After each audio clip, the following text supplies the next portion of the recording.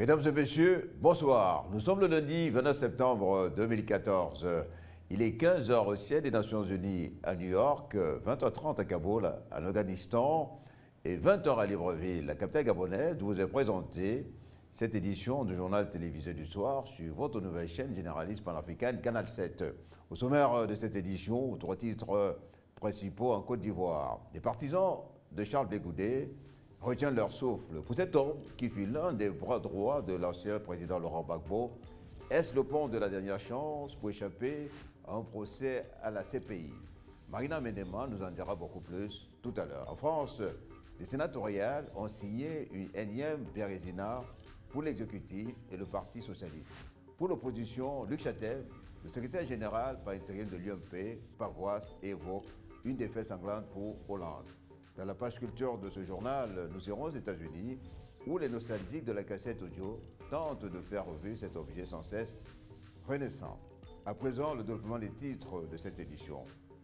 Au pays d'Alassane Draman Ouattara, accusé de viol et de plusieurs autres crimes contre l'humanité, durant la période post-électorale en 2010 en Côte d'Ivoire, Charles Blé Goudé, le bras droit de l'ex-président ivoirien Laurent Gbagbo, est à la barre de la Cour pénale internationale depuis ce lundi. Il doit donc répondre des principales charges retenues contre lui par la procureure Fatou Bensouda. Marina Mendeman au commentaire. 3000 morts, c'est le nombre de victimes qu'aurait engendré la crise post-électorale en Côte d'Ivoire en 2010. L'ex-chef des jeunes patriotes Charles Blé Goudé fait face à la justice internationale depuis ce lundi. Il doit répondre des extrêmes violences ayant eu lieu dans ce pays durant cette sombre période.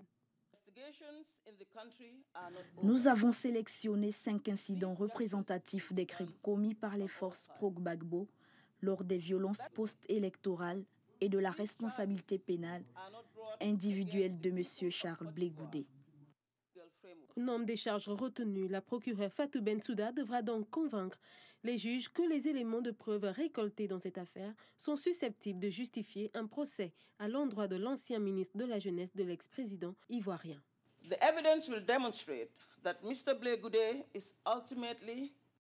Les éléments de preuve démontrent que M. Blé Goudé est criminellement responsable de la mort d'au moins 184 personnes, de viol d'au moins 38 femmes et filles, de blessures corporelles graves et des souffrances d'au moins 126 personnes et d'avoir persécuté au moins 348 personnes.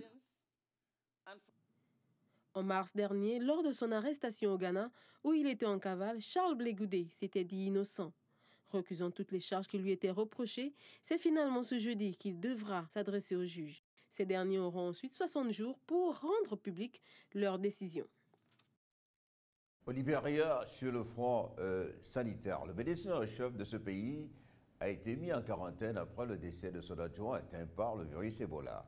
Une situation pour le moins dramatique qui plonge encore ce pays dans le désespoir. Un élément de Ludovic Bitegué. La principale autorité médicale du Libéria, appelée aussi médecin-chef, le Dr Bernice Down, a été contrainte à être mise en quarantaine depuis dimanche dernier.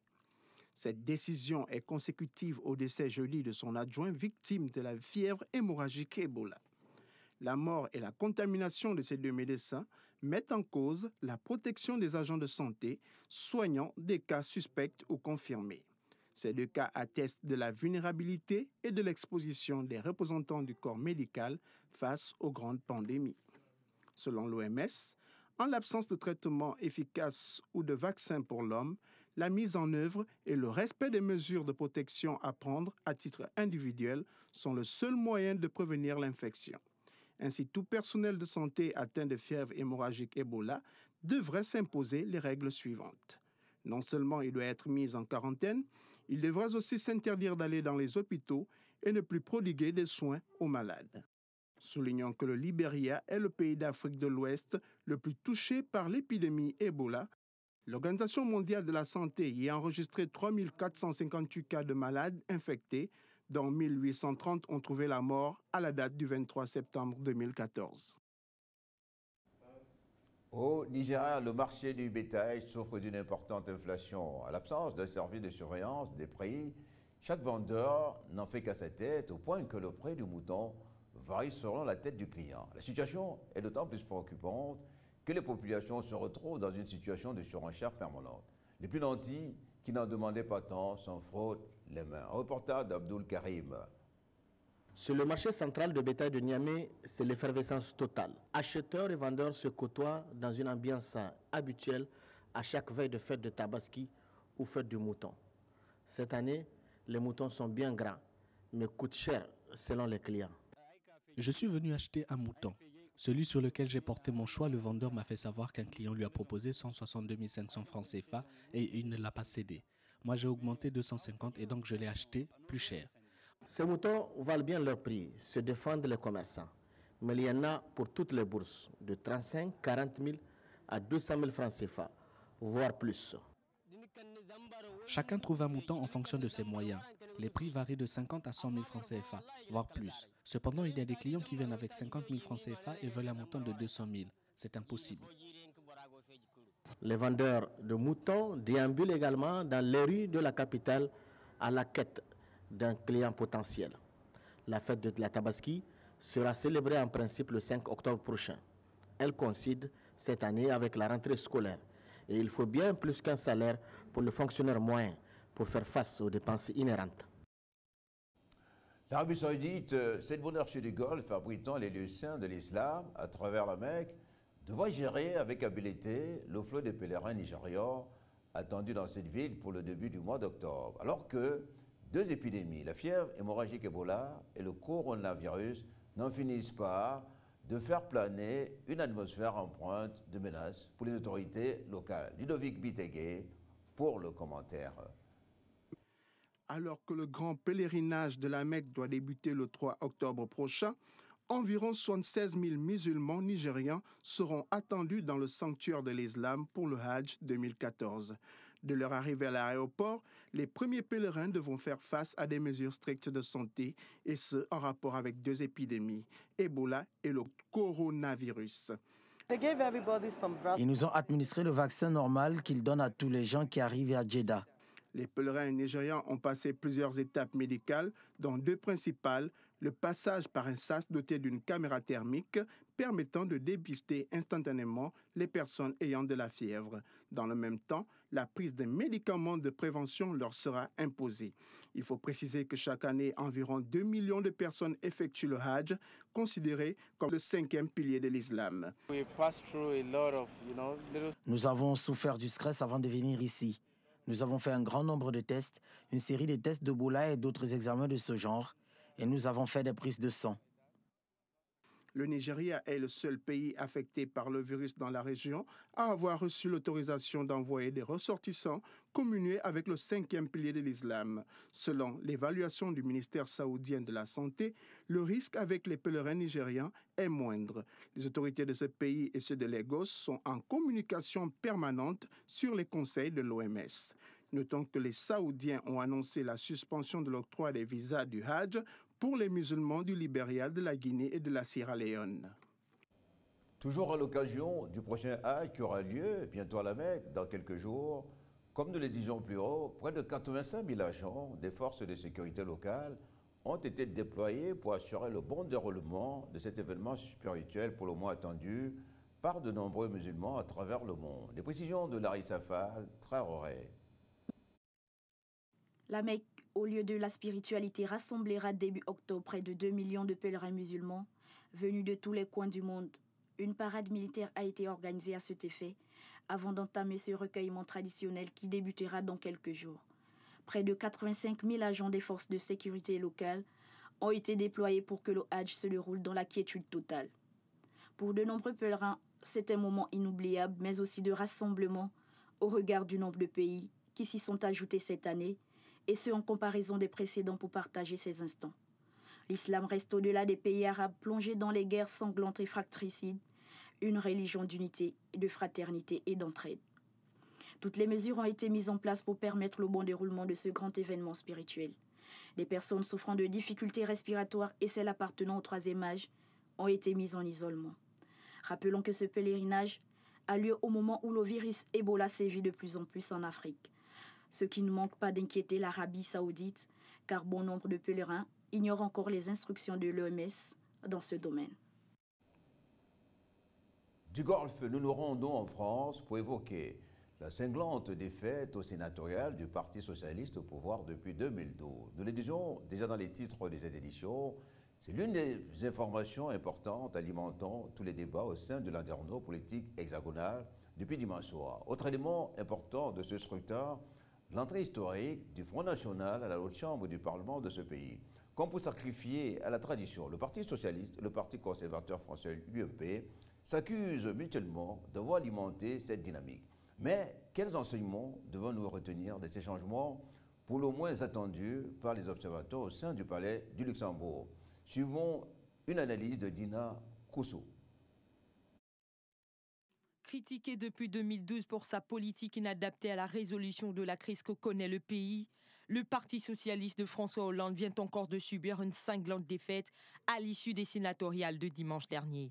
Avec l'arrivée de 2 sénateurs du Front National et des 188 sièges que totalise la droite contre 155 attribués au Parti socialiste, le basculement du Sénat dans l'opposition consacre une fois de plus la mauvaise passe que connaît la rue de Solferino.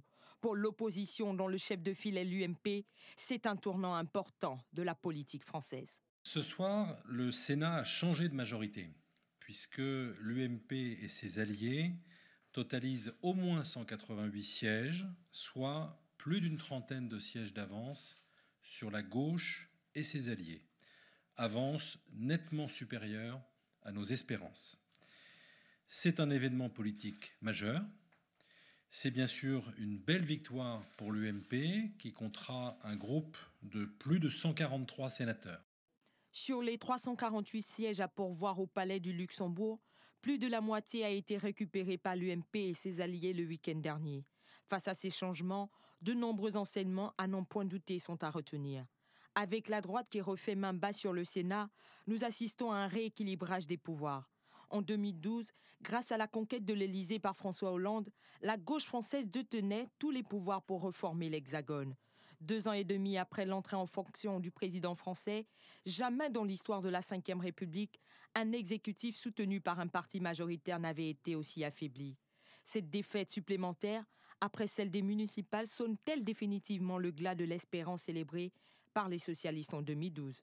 Dans tous les cas, cette victoire de la droite à mi-mandat présidentiel peut être considérée comme un camouflet pour certains analystes faisant dans l'euphémisme. Mais pour les moins optimistes, elle sonnerait plutôt la descente irréversible de François Hollande dans les abîmes du pouvoir. En France toujours, les pilotes d'Air France ont mis fin à leur grève. La plus longue de l'histoire du groupe après 2 semaines de conflit direct avec la direction. Les syndicats n'ont pas réussi à faire céder la direction d'Air France KLM, soutenue par un gouvernement sur leur revendication d'un contrat unique pour tous les pilotes de la compagnie et ses filiales dont Transavia, destinée à préserver les avantages de leur statut actuel. Cette grève, impopulaire, coûteuse et dommageable, a cloué au sol la moitié des avions d'Air France depuis le 15 septembre, suscitant l'ire de Manuel Valls, qui a salué la décision des pilotes en indiquant que cette grève pénalisait les usagers, l'entreprise et l'économie du pays. Les vols devraient en principe reprendre ce mardi. Hong Kong, des dizaines de milliers de personnes sont descendues ce dimanche dans les rues de Hong Kong pour réclamer une plus grande autonomie du gouvernement chinois. Ces manifestants ont été victimes de bombes lacrymogènes et de gaz aux poivre lancés par la police. Cette dernière a eu maille à partir avec les contestataires quasiment toute la journée. La manifestation a continué ce lundi, mais semble s'être apaisée. Oui, la bagarre aux commentaires. Les éléments de la police de Hong Kong ont attaqué dimanche des dizaines de milliers de manifestants dans les rues de la ville. À l'aide de gaz lacrymogène et à poivre, les forces de l'ordre ont tenté jusqu'à tard dans la nuit de réprimer la campagne de désobéissance civile entamée il y a quelques semaines. Ces contestataires dénoncent la décision de Pékin concernant les futures élections dans le micro-État. En effet, le gouvernement central a annoncé en août que le futur chef de l'exécutif de l'ancienne colonie britannique serait élu en 2017 au suffrage universel. Il a aussi précisé que 2 ou 3 candidats seraient choisis par un comité. Cette révolte en faveur de la démocratie est le point culminant d'une semaine de manifestations organisées par des étudiants en grève. De façon générale, ces manifestants ont bloqué des points névralgiques de Hong Kong tels que Central, le quartier des affaires, et Causeway Bay, la principale artère commerçante. La police fait état de 78 arrestations. Par ailleurs, 26 personnes blessées ont été admises aux urgences des hôpitaux de la mégapole. Ces événements sont les pires troubles civiles depuis le retour de Hong Kong sous la tutelle chinoise en 1997. Le gouvernement de la région autonome a annoncé ce matin le retrait des forces de sécurité, mais les protestataires restent dans les rues et continuent leur mouvement pacifique. Au Japon, la soudaine éruption samedi dernier du mont Otake a causé la mort de plus de 30 personnes, sans oublier de nombreux blessés, parmi les centaines de randonneurs se trouvant alors sur les pentes du volcan. Les opérations de secours ont repris ce lundi matin, près de 48 heures après le drame. Abdulaziz Maïga nous en fait le compte rendu. Plus de 500 sauveteurs émanant des services de police, des pompiers et des forces d'autodéfense se sont rassemblés vers 6 h heure locale, 21 h GMT, au pied du mont Ontake, dans l'optique de secourir d'éventuels survivants victimes de cette éruption volcanique. Le volcan Ontake, culminant à plus de 3000 mètres, est le deuxième plus élevé au Japon. Situé entre Nagano et Gifu, il s'est brusquement réveillé samedi à la mi-journée, projetant d'immenses nuages de fumée, de cendres et de pierres. L'épais manteau gris recouvrant les alentours avait contraint les secouristes dimanche soir à cesser prématurément les opérations dans l'après-midi. Cependant, seul le décès de 4 hommes a pu être confirmé car leurs corps ont été identifiés. Par ailleurs, on dénombre des dizaines de blessés, victimes de projectiles provenant du cratère. Les spécialistes pensent que l'inhalation de la poussière et des jets de pierre serait à l'origine de cette tragédie. Selon l'Agence nationale de météorologie, l'éruption était impossible à prévoir. Rappelons néanmoins que c'est la première fois que depuis 1991 qu'une éruption volcanique fait des victimes au Japon, d'autant plus que le mont Ontake n'avait pas connu un réveil aussi brutal depuis 45 ans. Afghanistan, Ghani, le nouveau président irakien, a été investi lundi. Il succède ainsi à Hamid Karzai, qui a dirigé le gouvernement pendant 13 ans. Il a invité les talibans à la paix et les populations à collaborer avec le gouvernement, l'OTAN et l'armée nationale. À marge de cette cérémonie, un attentat meurtrier des rebelles a eu lieu à Kaboul. Il visait des soldats afghans et étrangers. Ghani hérite d'un pays fragilisé par la crise politique et des résultats contestés du second tour de la présidentielle le 14 juin dernier. Son rival Abdullah et lui ont été contraints par l'ONU et les États-Unis à accepter un gouvernement d'union nationale dans lequel Abdullah tiendra un rôle semblable à celui d'un Premier ministre. Pour rappel, Arif Ghani, le président afghan, a été déclaré vainqueur avec 55% des voix à l'issue du contentieux électoral. Les talibans ont profité de cette saga politique pour progresser dans les zones rurales. Dans la province de Ghani notamment, une centaine de personnes ont été tuées. À représailles, des villageois ont arrêté et pendu 4 talibans.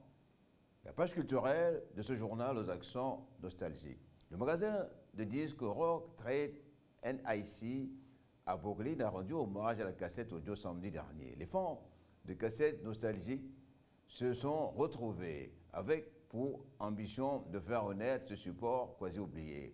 Roland Jacou est à la manœuvre. La cassette audio ou mini-cassette, appelée encore en langage courant cassette, est un médium introduit en 1962 par le label musical Philips après plusieurs années de recherche. Après un succès fulgurant, elle devient la norme en matière d'enregistrement audio domestique jusqu'à l'apparition des disques compacts enregistrables. Samedi dernier, le magasin des disques Root Trade NYC a rendu hommage à ce support. Et pour la circonstance, un autre label du nom de Burger Records a produit d'innombrables cassettes et donné un concert où participaient des artistes ayant accepté volontiers de se produire dans un espace aménagé non loin du magasin.